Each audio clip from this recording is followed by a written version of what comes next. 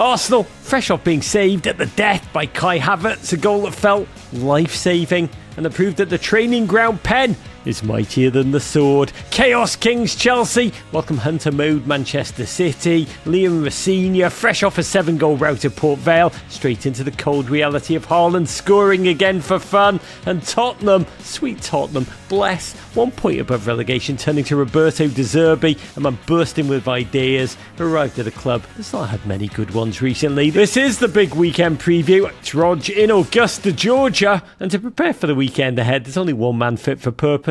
Oh, it's Harrogate, Mr. Rory Smith. Have you been out on the course, Rog?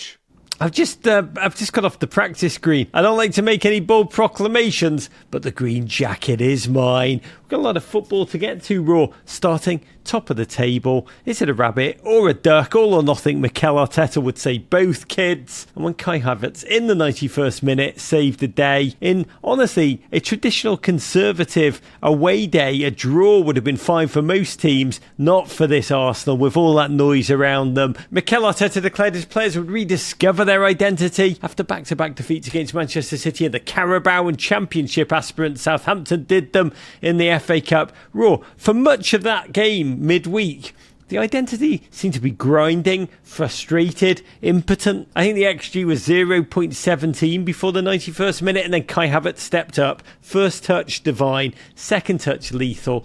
What is that goal to you? I mean, how do we understand it? Is it Bruce Springsteen saying can't start a fire without a spark? Or is it a dying ember? It's kind of both, and I think the key thing with Arsenal is that they don't need to be able to tell the difference at the moment. It felt significant beyond that Champions League quarter-final first leg. You know, as you say, a 0-0 draw is a good, solid, traditional European result. It would have been absolutely fine for Arsenal. Business done, right? Yeah, to go back to the Emirates, beat Sporting there. You don't need to win those away games. A draw would have been enough. But I think given the context, it just kind of gets Arsenal rolling again. It wasn't a great performance. It wasn't a kind of thrilling return to form. Or you know, do you know what? Maybe it was. Maybe that is what Arsenal are at the moment, is a team that is grinding through the gears a little bit, that is slightly clunky, that isn't quite as smooth as they might be. But as long as they get the results they need, that is literally all that matters at this stage. Want to give huge thanks to Bank of America, official bank of US Soccer and the FIFA World Cup 2026, for supporting the Men in Blazers media network. Discover what's possible in sports and in life. What would you like the power to do? Yeah, I think, honestly, a 0-0 draw with that level of frustration in the final third, I think they would have been murdered. I think the noise around them would have stayed at 11 Raw. But irrespective, this weekend, they play We Live to Draw You, Bournemouth, Saturday 7:30am Eastern Time on USA. Plucky, audacious, organised, rested Bournemouth forced Arsenal, remember, to come back to a 3-2 win. Pair of Declan Rice goals needed in reverse fixture January 3rd. Actually, the Cherries' last defeat. And Bournemouth manager Andoni Iraola at the Southampton game on Saturday to scout. He's got this Bournemouth side organised. They're difficult to break down. They're really a curiosity. No team has gone longer in the Premier League without tasting defeat. Cherries also haven't won in 2 months. They live to draw games, 5 straight draws. At Borussia Teeth in our YouTube, wrote in the comments, they will fine you and they will draw with you. They're essentially comfortable slowing things down, staying engaged, waiting for moments. They don't force them. And for Arsenal, probably that's a little worrying, because even when they were in Lisbon finishing the game with 56% of possession, they created so little. David Raya had to play transcendently down the stretch, or else this narrative could have been very, very different. It's also April Raw, word that fills Arsenal fans with dread. We've seen Arsenal struggle all of this calendar year. They've been so dull, if we're being honest. Even many of their own fans find it hard to watch. But you wrote this in your newsletter, the MIB correspondent. You wrote, back-to-back defeats may have cast the word quadruple from everyone's dictionaries for another 9 months, but Mikel Arteta's team still on the cusp of glory. All they need to do over the next 7 games is not be noticeably worse than City. Yeah, I think that's right. There's obviously a tendency to focus on what happens next Sunday, Rog, when Arsenal go to the Etihad for what feels the closest we're going to get to a title showdown this season. But ultimately that game won't be decisive necessarily, because if Arsenal lose it and win their other 6, they're still champions. They're not playing the rest of the season. They are playing their next 7 games. That's all they have to think about in the league. And I agree with you. Bournemouth they're a weird opponent to try and wait, aren't they? Because, as you say, they haven't lost for 3 months, they haven't won in 2 months. Admittedly, they've not really played for 3 weeks. They have more of a cutting edge than Sporting, I think. They have ways of hurting teams with Ryan, who's kind of hit the ground running in the Premier League. Evan Nielsen is a really sort of Quicksilver, smart striker. They've got goals from midfield. Ryan Christie may be one of the most underrated players in the league, and I mean that literally. He's not one of those underrated players who everyone says is underrated and therefore is just correctly rated. People don't talk about Ryan Christie enough. They can hurt you. They will give the Arsenal opportunities, Bournemouth. That will be the silver lining for Arteta. But this is going to be a real test of Arsenal's intestinal fortitude, I think Jim Ross used to call it. They're going to have to weather a little bit of a storm from Bournemouth. Bournemouth will come and play. They'll come and swing a punch. And if Arsenal can keep their nerve and win this game, then I think that maybe just settles all of that noise. That's what they need, is a win in the Premier League. The poison in the tummy. Yeah, the poison in the tummy starts to dissipate. This is the antidote. There is only one antidote, Rog, and that's winning football matches. If Arsenal can get over this hurdle, suddenly you're 9 points clear with 6 games to go, and that starts to look a bit like a mountain for Manchester City to climb. When you just said Manchester City, Arsenal, the next weekend, I'm just like, it's such a game for our era. We're just like epic fury, just like crazy, crazy bombast and wonder. We've been counting down the days. It's felt like it's over the valley, over the hill. It is upon us, and I cannot wait. But we've got a game before it. Let's get a prediction. What kind of game is this going to be? What will a score be? Rory Darmus. Nervous start for Arsenal, a sort of fractious, tetchy Emirates Stadium. Early Bournemouth goal. Everybody sort of loses their minds a little bit. Everything looks like it's all falling apart. And then, because of that depth that Arsenal have, because of that grind set mentality, I think Arsenal eventually claw out a 3-1 win that doesn't feel at all comfortable and literally nobody involved enjoys. I believe it's going to be a tight game. I think the Golden War Cherries will have their moments. I think they'll make it feel bloody uncomfortable. Save of the season, casually littered in there by Raya. I do see Arsenal persevering 2-1. Godspeed, Gunners. Go home, Rubberneckers. Okay, across North London, talking about Rubberneckers, Raw. Tottenham Hotspur. Premier League equivalent, really, of one of those cat memes hanging from the tree poster. Hang in there. 1 point above relegation, 7 games left. Parting company with that stoic Balkan ferryman Igor Tudor, who had I think the word is traumatic 44 days. Felt longer, felt shorter at the same time, oddly enough. But irrespective, gleaned just 1 point from 5 Premier League games, and that was against Liverpool, so I think it technically only counts as half at this point. Instead of going for something pragmatic, someone to get them over the line, get the job done, go entirely the other way. In comes, well, if he's a ferryman, he's kind of the cigarette boat driver of ferryman, Roberto De Zerbi. Third time, lucky people, manager.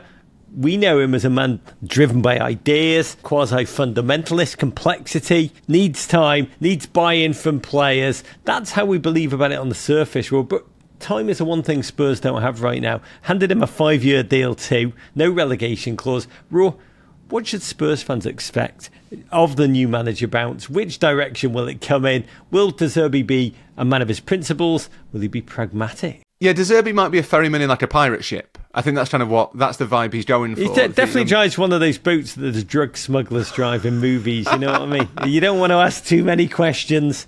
Everyone pays the ferryman kind of ferryman. Whereas Igor Tudor was a ferryman in one of those giant swan pedalos that you don't go around the park in. God bless, he's like in a sunken canal barge that's like just submerged and a bit sad. It's a long time since you'll have seen Manchester canals, Rog, but the choice of boat there generally is a shopping trolley. I genuinely think, I know I'm meant to kind of be able to offer you some wisdom and some insight and some expertise, Rog, but I think what happens to Tottenham trying to stave off relegation under Roberto De Zerbi might be football's most unanswerable question. I have genuinely no idea. I think that in the situation they're in, appointing just the best manager they could get is probably the right thing to do. I don't think there's any real evidence that getting a traditional kind of guy to keep us up, a Deitch, a Warnock, whoever it might be, I don't think that would have worked. As much as Michael Carrick has made it look quite easy, I'm not sure that giving the job to someone who used to play for Spurs would have been a great idea. De Zerbi knows what he's doing. He is a high caliber DeAndre coach. Yedlin. DeAndre Yedlin understands the DNA of Spurs. I mean, you should know the answer to this question, Rog. Why has Clint Dempsey not stepped up to save them? What's wrong with that man? That would be unbelievable. The team talk before the game involving the word dog in Christian Romero's face would be worth the price of admission. Keep coming with these good ideas. But essentially, the Zerbi is like, you know you're going to be in a bar fight. You get to choose one person to walk into that bar with. You're fighting like a whole gang who have chains, knuckle dusters, baseball bats, and you go, you know what? I'm going to choose the world's greatest break dancer. Just see how it goes. I want the guy who can do the Rubik's Cube really fast. I want the guy who can just do the worm, you know what I mean? Just like, wow! The great unknown is, in this situation, does Roberto De Zerbi spend the 2 weeks he's had since his appointment, has he spent that drilling these players who are shorn of confidence, shattered belief, shattered dreams? Has he spent all that time like drilling them in really complex pressing patterns? Is he going to do the full De Zerbi? Never go full De Zerbi. Yeah, I mean, but I think at least a week of that he's been on it with the manscaper, just precision shaping his, sculpting his sideburns. Or is he going to... Does he do like a diluted version? Does he do a little bit of the De Zerbi principles for the next 7 games and say, look, we'll get to the summer, let's make sure we're in the Premier League, and then the revolution starts? Has he learned from his experience at Brighton? Has he learned from his experience at Marseille? And I cannot wait to find out, because that is the question that ultimately will decide whether, and this is a mad sentence to say, Tottenham Hotspur are in the Championship next season. That is what's at stake. I think if De Zerbi can just water it down a little bit for seven games, they'll be fine. If he tries to go full De Zerbi, that's when I'm sure it'll kick in by Game 5, Game 6, but Games 1 to 4 might be a real problem. You get such terrible chafing, kids, when you go full De Zerbi. It has been, I mean, you're right, we don't know, and I've been trying to decode everything he said since his arrival. His first comments were, Spurs is the biggest challenge of his career, which is honest. You know, the team have not won in over 100 days, and true. He was asked about his tactical philosophy. His answer was great. He goes, I don't think it's the right moment to speak about my philosophy in football. I'm here now. At the end of the season, we have to win games. And in football, style of play, tactical disposition are important, but it's mentality.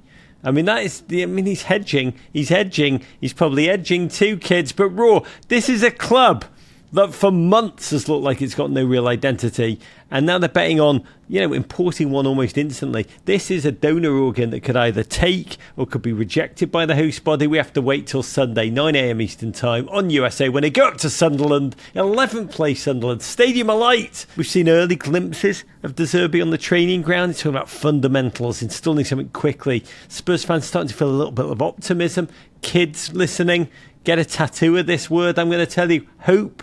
It's always a trap. But Raw, on paper, there is talent there, despite the, 10 injuries. Devastating news. Mohamed Kudus, who's been on the cusp of a return forever. He was going to save the Spurs. No, quad injury gotten worse. He's going to be having a procedure, could be out till the end of the season. Sunderland arrive with all the vibes and post-match photos that come from a derby win over Newcastle.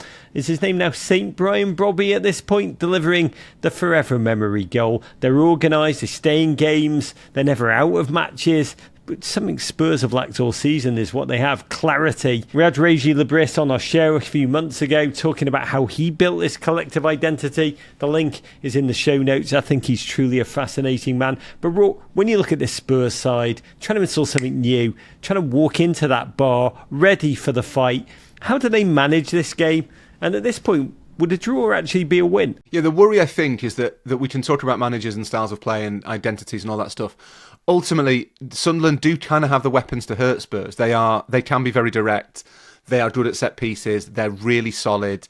They don't give chances away easily, and all of that will really play on Spurs' mind, because ultimately Spurs need the points more than Sunderland do. Sunderland are safe. Sunderland are going nowhere. They have in the last couple of months. They've kind of hit a wall, and their form since that brilliant blistering start, their form is kind of what you'd expect Sunderland's to be. They're kind of tracking 17th, 18th in the league since those first couple of months. But that doesn't matter, because they don't need the points. They are playing with the pressure off. All they want to do really now is probably finish above Newcastle. And you are facing a team that is going through a permanent existential crisis and facing the potential of the most embarrassing relegation in Premier League history. So All of that stuff Spurs have to deal with.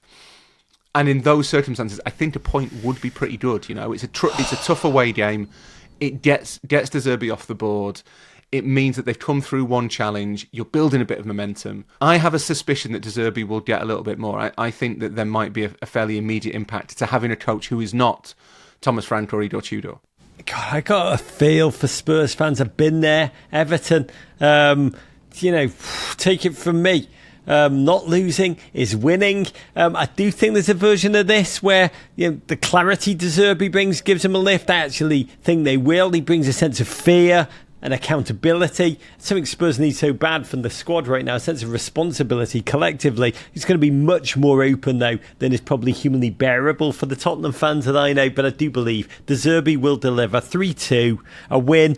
There'll be like a giant finger over the mouth to silence the baying crowd. Nothing to see here. 3 points. Let's move on. What do you see, Raw? Similar. I think it'll be a seesaw of a game that Spurs just about shade. I think a 2-1 win, and suddenly all of that pressure will just start to dissipate. Raw, it's time for our favourite segment, the big weekend quizzes, with Tottenham entering yet another management era. I want you to blind rank 7 Spurs managers. I'm going to feed them to you one at a time, a bit like Spurs fans have had to experience. Once you place them, no takesy backsies. Are we ready for this? Just about. Let's see if I can do better than I did with Arsenal signings. Let's start with one of the greats, Ange Postecoglou, years ago. Yeah, that was in another lifetime, Roger. And just hard to place. That's a tough start because he did win the Europa League, but they did finish 17th in the league, and he was constantly on the verge of the sack. I'm going to say 3rd. Makes him one of the greats. Incoming, Jose Mourinho, Spurs Mourinho. Spurs Mourinho.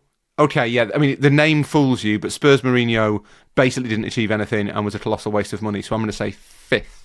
Coming in hot with Harry Redknapp. Yeah, okay, this is tricky. Redknapp was a good Spurs manager. He's a bit of a laughingstock now, unfairly, I think, but he got them into the Champions League, built a genuinely good side. Redknapp 2nd. Andre Villas-Boas, the second coming of. The boy king, Andre Villas-Boas, the sort of mini Mourinho who turned out to be the anti-Mourinho. I was at the game, I think, where he got sacked, in which humiliatingly John Flanagan scored for Liverpool. That didn't happen very often. So I'm going to say 6th for Villas-Boas. Now we're in deep. Mauricio Pochettino, GOAT.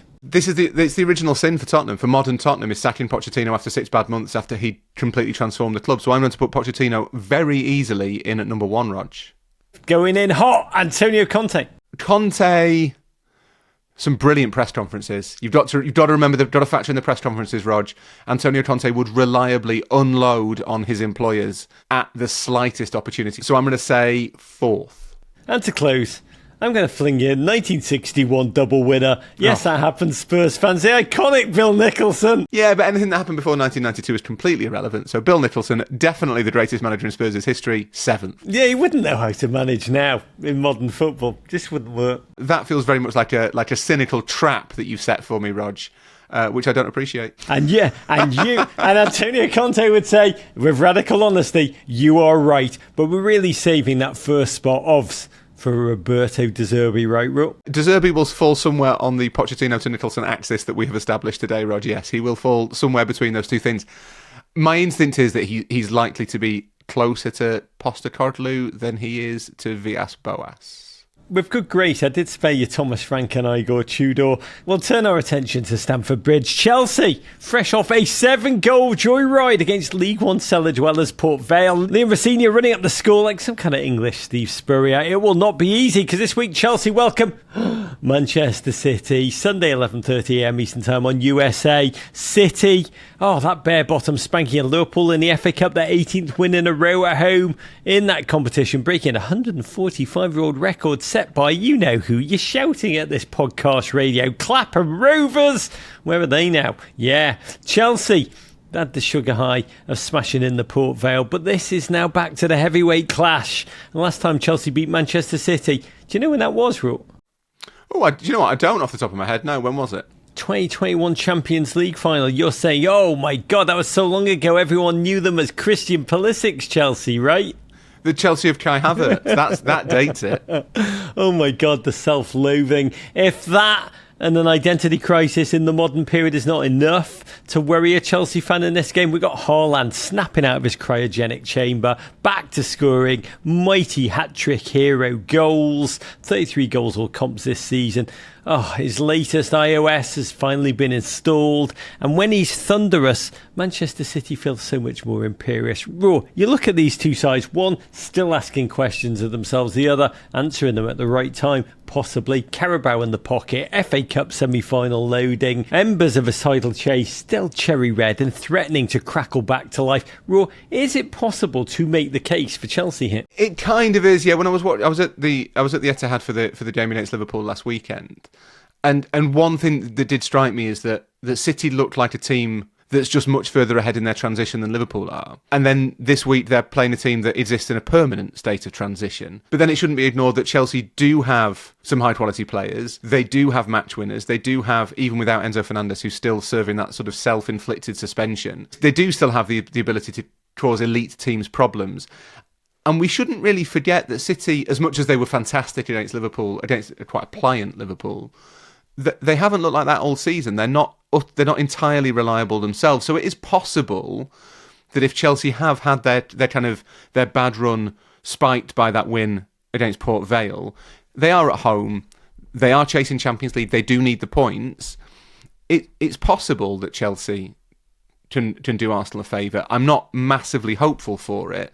But City, I'm pretty sure, won't be taking it lightly. This is still, it's still a big game. It's maybe not quite as big as Chelsea would like it to be, but it's still a real challenge for City. This game can go one of two ways for me. City can actually flatline and remind us that they are not the City of our imagination. They're still a work in progress themselves. Or Chelsea just revert to the mean because they're not facing a lower league duffer. These are essentially two powerful forces of narrative colliding. And I'm going to go City. We'll do to Chelsea what Chelsea did to Port Vale. I see this is a Churkin Semenyo-inspired romp, 5-1 Raw. Can we get a scoreline? Yeah, I think it will be a City win, but maybe not quite as emphatic. I've gone for 3-1. Just to keep the pressure on Arsenal. Raw, it's time for my favourite other segment that is not terribly formulated, blind rankings. I mean, just really. It's a trap. One more big thing. What matchup are you looking at this weekend? Looking at, rather than looking forward to, Liverpool 1, Fulham 1, Rog, is what I want to highlight. Liverpool are, from a narrative perspective, the gift that keeps on giving. Not humiliated against PSG in the week, but the formation shift felt like a confession of weakness and admission of surrender even before they'd kicked a ball. Really hard to see them going through in the Champions League. They desperately need to qualify for the Champions League next season and hope they can be a little bit better in it. If they don't beat Fulham, I think that starts to look extremely difficult given the fixtures they've got coming up. They'll need to win, I think, for Arne Slot to try and salvage anything at all from what has been a very disappointing season. It's been an amazing season. 17 defeats on the season. Very close to your own record of 19, Raw. History can be yours, Arne. Sad news, to be candid, about Andy Robertson. We're leaving at the end of the season. I think another dent to the heart of a fan base who are reeling. How did this happen to us so quickly? I actually watched Liverpool in the PSG game. Raw, I think I texted you this. I was cheering for Liverpool for the first time ever. I wanted them to win, get that extra Champions League slot for the Premier League by winning the trophy. Obviously for Everton to take. LA, LA, LA. It sounds so good out of my mouth. And then 0 shots on goal affair. I think I texted you and said, is it always this crap rooting for Liverpool? There are highs and lows, Rog. There are highs and lows, as there should be. It was a funny game to watch because you kind of went into it knowing that Liverpool didn't really have a hope. And you realised that what Slot did was quite pragmatic. It was probably the sensible play to just sort of limit the damage. But at the same time, it did feel a little bit un-Liverpool, if I'm honest. Just to see in the year between the games against PSG, to see how that gap that already existed has become a chasm. That's really not a great advert for keeping Slot in his position. Yeah, I mean, it's fascinating about very un-Liverpool in the most profound ways. Stevie Gerrard last week talking about how annoyed he was to hear the players say that they lost their fight and that they gave up against Manchester City. He said at Liverpool Football Club, that can't happen on the pitch. Certainly can't be said off the pitch. That's fascinating. That is, the whole movie between those two can be shot. But he is right, Raw, because it's not just Liverpool, the football club. The city of Liverpool's built on those qualities of fight and never giving up in many ways. Yeah, it is. It's very much part of how the club sees itself and how the city sees itself, I think. The fact that it's a repeated admission, that's the problem. If it was a one-off, if they just kind of lost heart against City and written it off, I think fans would accept it does happen occasionally. The fact that Virgil van Dijk and increasingly Dominic Szoboszlai seem to give that interview after every single game, that's a real problem. And it speaks to the fact that something clearly is not right within the squad. And, you know, you're seeing in Salah leaving, in Robertson leaving, you're seeing the kind of the real kind of culmination of what has been a fairly traumatic transition from one squad to another. And the worrying thing is, I guess, that the fans don't really believe in what's coming next. You've seen this kind of generational side. It has come to the end of its road. That's okay. That happens. But for all the planning, all the sense that they're a smart club, that they know what they're doing, all the belief in process, still no real vision for what comes next, and that is a real concern. It's fascinating. Salah leaving the soul of the club, Andy Robertson leaving the lungs of the club.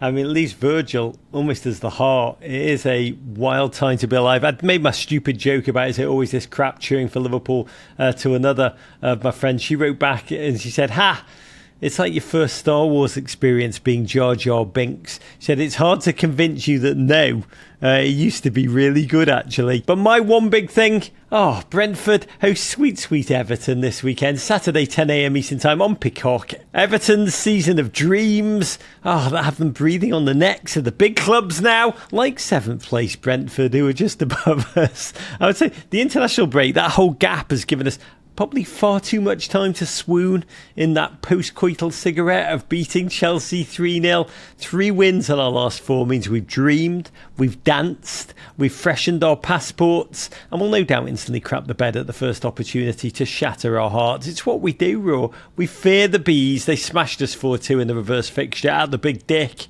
They've had 3 straight draws. I'd bite your arm off for a hard-to-watch 1-1 right now. What do you see happening? Something very similar, Rog. I think they're actually quite evenly matched teams, and they've both been great stories this season. You've got Brentford and Everton, 2 sides that nobody would have said would be in contention for qualifying for Europe at the start of the season, who are leading what is admittedly quite a big pack.